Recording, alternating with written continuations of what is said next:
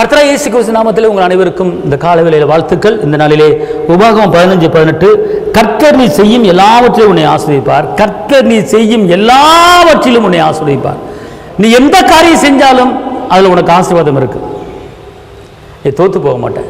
நீ செய்வது எல்லாமே வாய்க்கும் என்றவர் சொல்லுகிற அன்பார்ந்தவர்களே, நீ எந்த காரியத்தை செய்கிறீங்க? நீங்கள் ஒரு தக்காளி வியாபாரம் பார்க்குறீங்களா? நீங்கள் ஒரு சின்ன வியாபாரம் பார்க்குறீங்களா? அந்த வியாபாரத்தில் கர்த்தர் உங்களை ஆசீர்வதிப்பார்.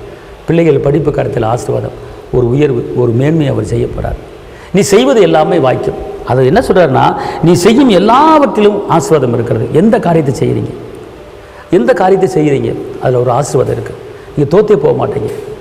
ஜெயம் கர்த்தருடையது, ஜெயம் கர்த்தருடையது. குதிரை யுத்த நாளுக்கு ஆயத்தமாக இருக்கிறது, ஜெயமாக கர்த்தரால் வருகிறது. அவர் உங்களுக்கு ஜெயத்தை கொடுக்க போகிறார். அதனால் பயப்படாதிருங்கள். நீங்கள் செய்கிற எல்லா காரியத்திலும் ஆசீர்வாதம். நீங்கள் என்ன வேலை பார்க்குறீங்க, என்ன தொழில் பண்ணுறீங்க, என்ன பிஸ்னஸ் பண்ணுறீங்க, என்ன வியாபாரம் பண்ணுறீங்க, அதில் ஒரு ஆசீர்வாதம் இருக்குங்க. படிப்பு காரியத்தில் ஆசீர்வாதம், குடும்பத்தில் ஆசீர்வாதம், எந்த வேலை பார்த்தாலும் உங்களுக்கு ஆசீர்வாதங்க. நீங்கள் ஒரு ஆஃபீஸில் வேலை பார்க்குறீங்களா, அந்த வேலையில் உங்களுக்கு ஒரு ஆசீர்வாதம். எல்லா கண்களுக்கு முன்பாக உங்களை தலைநிமிர பண்ணுவார். உங்களுக்கு ப்ரொமோஷன் ஆயத்தமாயிருச்சு. அதனால் பயப்படாதீர்கள். ஒரு ஆசீர்வாதம் உங்களுக்கு இருக்குது. இன்றைக்கி ஜெயம் கொடுக்குற கர்த்தர் உங்களோடு இருக்கிறார். நீங்கள் அசைக்கப்படுவதில்லை, நீங்கள் தேவனால் மறக்கப்படுவதில்லை. உங்களை உள்ளங்கையில் பொறிச்சு வச்சிருக்கிறார். இன்று கண்ட எய்த்தரை நீங்கள் என்றும் காண மாட்டீங்க. அவ்வளோ ஒரு உன்னதமான ஒரு காரியத்தை கர்த்தர் உங்களுக்கு கொடுத்துருக்கிறாரு. இன்றைக்கி ஜெயம் உண்டு. தைரியமாக இருங்க. கர்த்தர் உங்களை ஆசீர்வதிப்பார். உங்களுக்காக நான் ஜெபிக்கிறேன். தகப்பனே இயேசு மகாராஜா, உண்மை நன்றி உள்ளத்துறை துதிக்கிறேன், ஸ்தோத்திரிக்கிறேன்.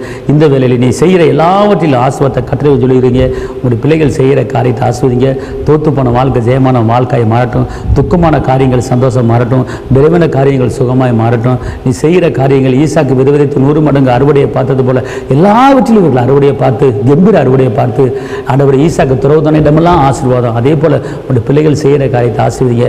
நீ செய்வதெல்லாம் வாய்க்கின்ற வசதிப்படி எல்லா காரியத்தையும் செய்யுங்க. பாதுகாத்துக் கொள்ளுங்கள். இயேசுவின் நாமத்தில் பிதாவே, ஆமென். கர்த்தர் உங்களை ஆசீர்வதிப்பார். தேவனுக்கே மகிமை. ஹல்லேலூயா.